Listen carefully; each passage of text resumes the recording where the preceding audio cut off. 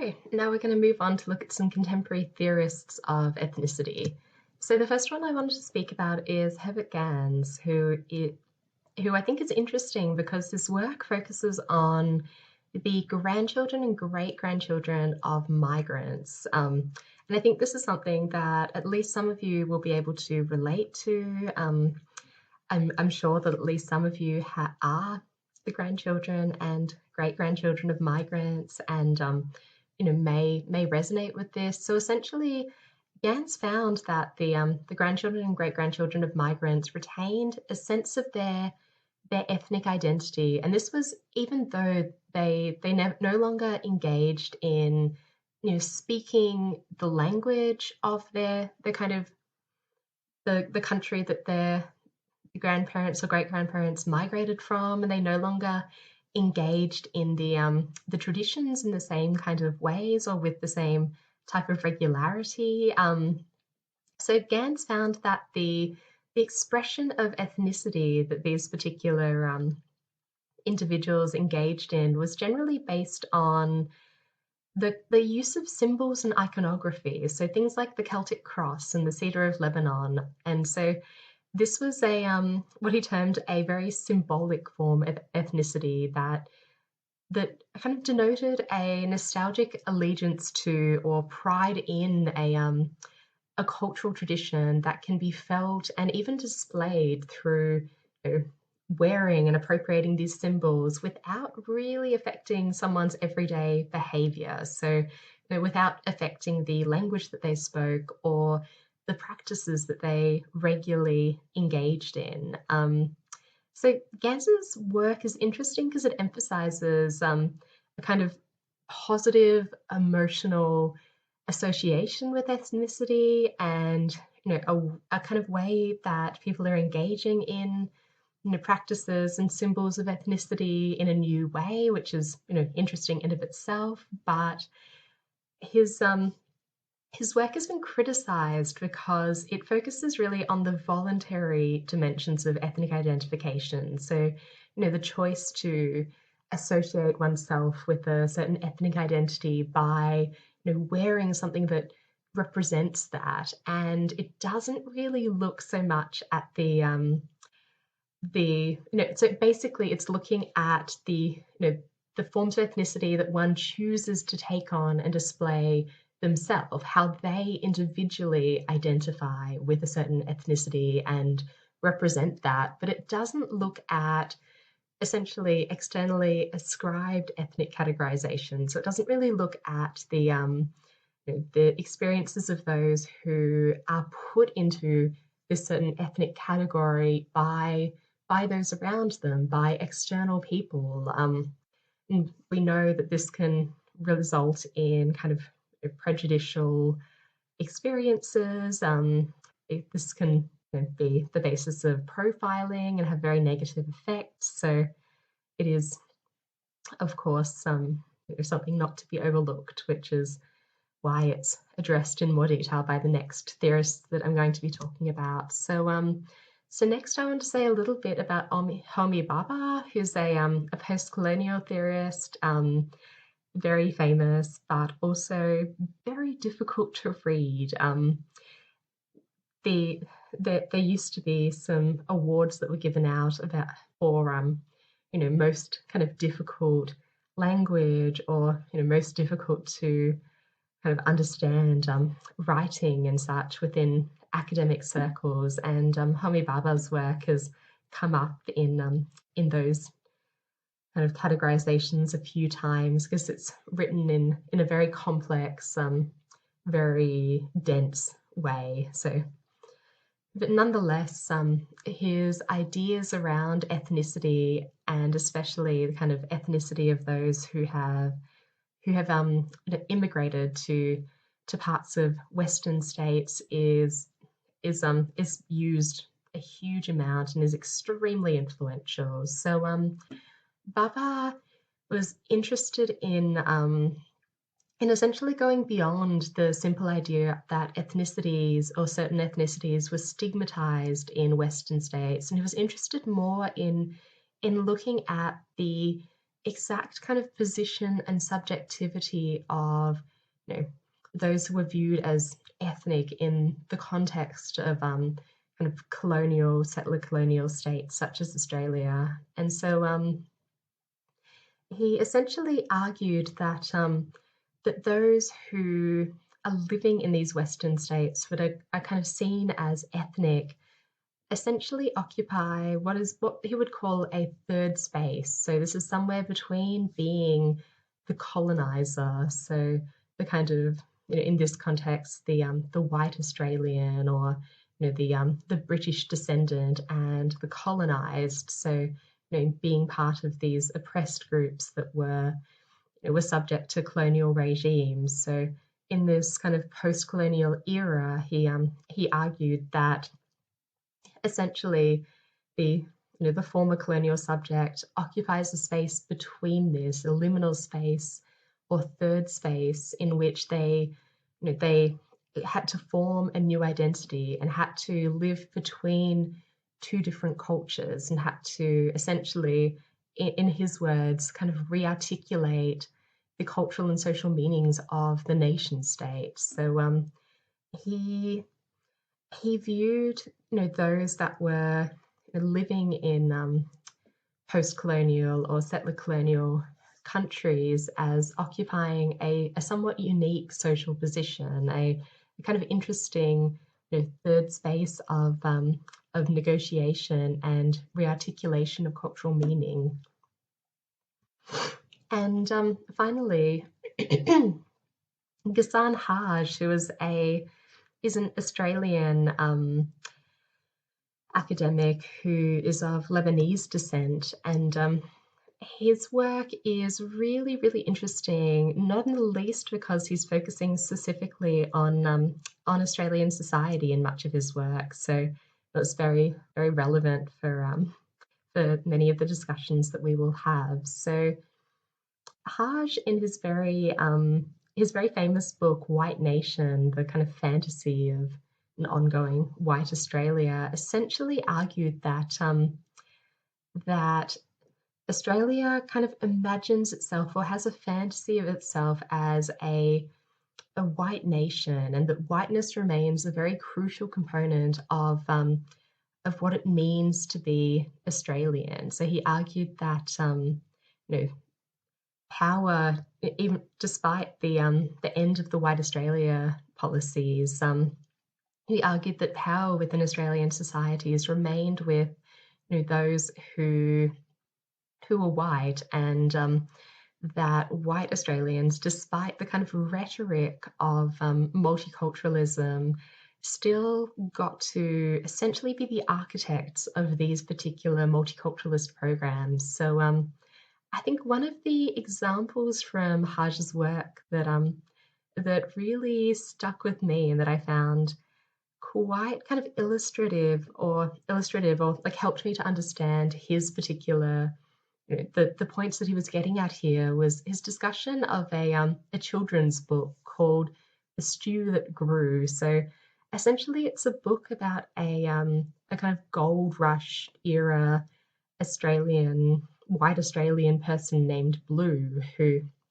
was trying to make a big stew, and on the gold fields there were all kinds of kind of multicultural people from lots of different countries. And so Blue didn't have many ingredients, and so essentially Blue, the white Australian, and all of these other people decided to put all their ingredients together and like make a stew that they could all share. So it's a very thinly veiled metaphor for multiculturalism, and together we are greater than the sum of our parts. But the point that Haj makes is that the stew is kind of put together and governed over by this white Australian who decides how much of each ingredient is needed and is acceptable, and gets to combine it all and make all of these decisions, and essentially gets to decide how much difference is too much difference. So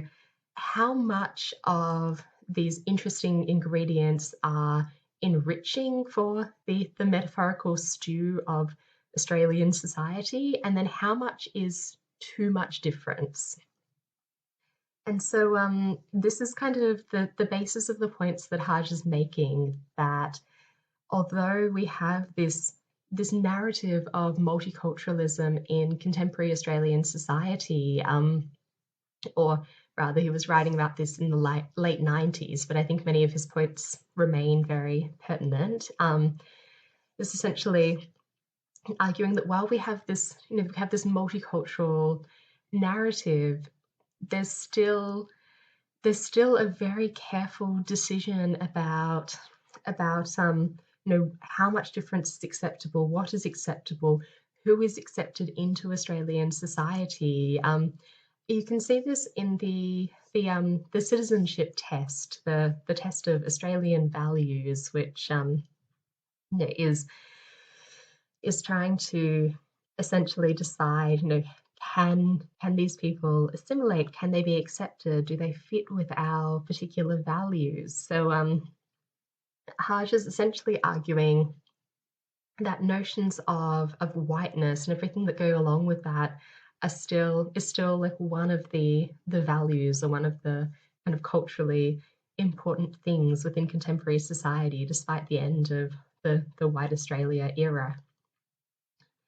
And so part of his reason for focusing on this is that he essentially argues that societies are the mechanisms for the production and distribution of hope. So hope within our lives, hope that we have some degree of social mobility, that we'll have some piece of the kind of, the good things that are there to be had in society, a stable life, a decent job, somewhere to live, and all of those sorts of things. And he argues that the kind of proportion of hope that can be given out by nation states is shrinking in many parts of the world due to austerity policies, the loosening of bonds, neoliberal policies more generally. And he argues that this, the kind of loss of resources, the fact that there's less and less to go around, is diminishing our hopes for a better life and making us very anxious about our own prospects. And he argues that this leads to a paranoid type of nationalism, where we try to protect our national boundaries to stop our resources having to be divided even more thinly across more and more kind of groups of people. And so he argues that this type of paranoia, this paranoid nationalism, is projected onto ethnic minorities. So they're people that are seen as not being fully Australian, and therefore not deserving of this kind of national distribution or allocation of the good things in life. And so he would kind of illustrate this point in part by focusing on the fact that those who kind of have the least in society, so those who are like in conditions of poverty and such, are often most protective of national space and national identity. So they might be those who are very strongly anti-immigration because they don't want their scarce resources to be divided even further, which is the view of what might happen if the other were allowed to come within Australian society. So Haj's work has been tremendously influential in the study of race and ethnicity. He's still working at present. I think he has a new book on Lebanese identity coming out, which will be very interesting, I'm sure. So definitely a theorist to look into if this particular topic of research interests you. So moving on to the kind of final section of this lecture, I wanted to say a little bit about refugees and asylum seekers, which I think is an important topic to be thinking about in the context of an Australian course, especially due to our particularly fraught history with asylum seekers. So just again, coming back to a specific definition, the the 1951 United States Convention and the 1967 UN Protocol on the Status of Refugees, which Australia is a signatory to, and defines a refugee as a person who, owing to a well-founded fear of being persecuted for reasons of race, religion, nationality, membership in a particular social group, or political opinion, is outside the country of his nationality and is unable to, or owing to such a fear, is unwilling to avail himself of the protection of that country. So, essentially someone who needs protection and cannot seek it from their own country of nationality. And so every year, the Australian government allocates a limited number of places to refugees under its humanitarian program. And so an asylum seeker is simply someone who wishes to be recognized as a refugee. They're seeking asylum from their own kind of in their own country, really, and wish to be granted protection under the terms of the 1951 UN Convention. So they wish to be afforded the protections that are generally afforded to refugees. So I think it's important to keep in mind that despite the incredible narrative we have in Australia around asylum seekers and refugees as illegals and queue jumpers and boat people, especially the notion of boat people, it's important to keep in mind that only a really tiny proportion of those who seek asylum in Australia actually arrive by boat.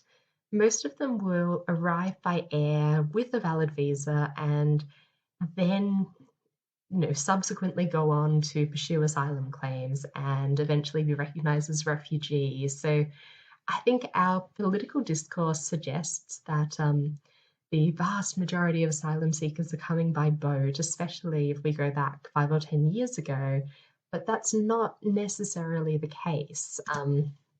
And so I've listed here a history of offshore processing in Australia. So this is the history that's led to the kind of movement of the the camps, essentially, in which asylum seekers are kept while they're being processed or not processed. After arriving and seeking asylum, arriving without a visa. And so I'm not going to read all of this out to you. This is something you can look through if you're interested. But I think it's important to keep in mind that this is still very much an active area, although we're not hearing quite as much about it due to COVID dominating the news cycle. There's still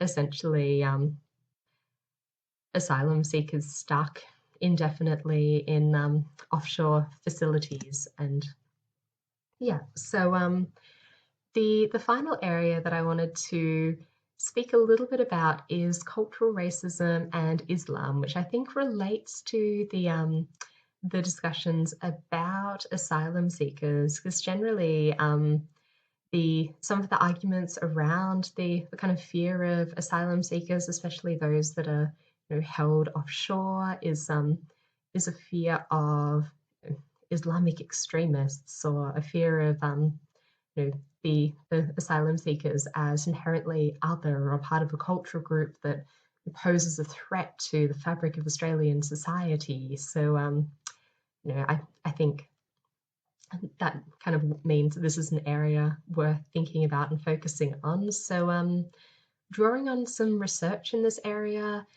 according to the social theorist Tariq Madood, the basis of the exclusion of the kind of ethnic other in a Western state is determined by the extent to which the cultural group is seen as belonging within that state. So essentially the kind of fears about Islam and terrorism and such is essentially a fear around this group kind of not belonging, not fitting. And so because of this kind of instinct or movement towards exclusion, this is essentially a form of cultural racism.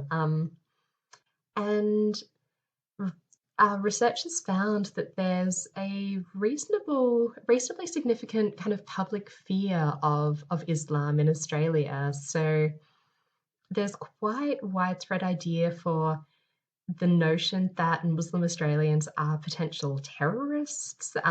So that's not kind of this small number of people. This is generally like the notion of Muslim Australians as a homogenous group, as potential terrorists, which is clearly kind of quite problematic.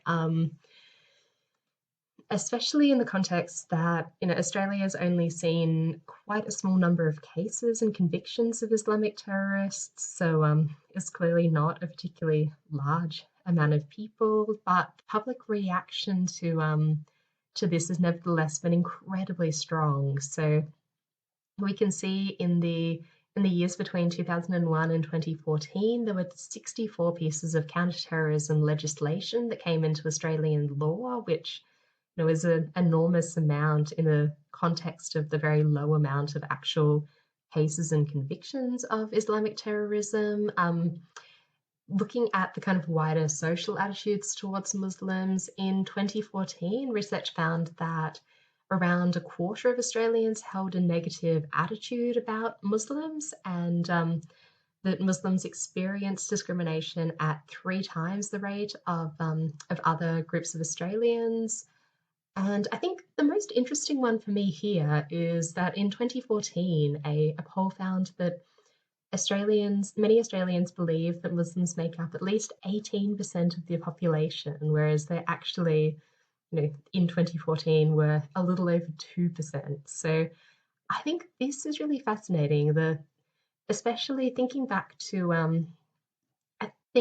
Harsh's work on how much difference is too much. There's this sense that there's an enormous amount of Muslim Australians who are going to this work here, potential terrorists, but in reality, the Muslim Australians make up a really small amount of the population, and of that, those that have actually had cases brought against them is absolutely minuscule. So I think all of this comes together to demonstrate that there's something of a moral panic about Muslim Australians. And I think we've covered the concept of moral panic a few weeks ago. So this is a particular kind of case in point of that phenomena. So you can see there's a kind of cultural panic about something that doesn't really have a terribly strong basis in reality and is more kind of based on social perception than on any sort of real significant phenomena.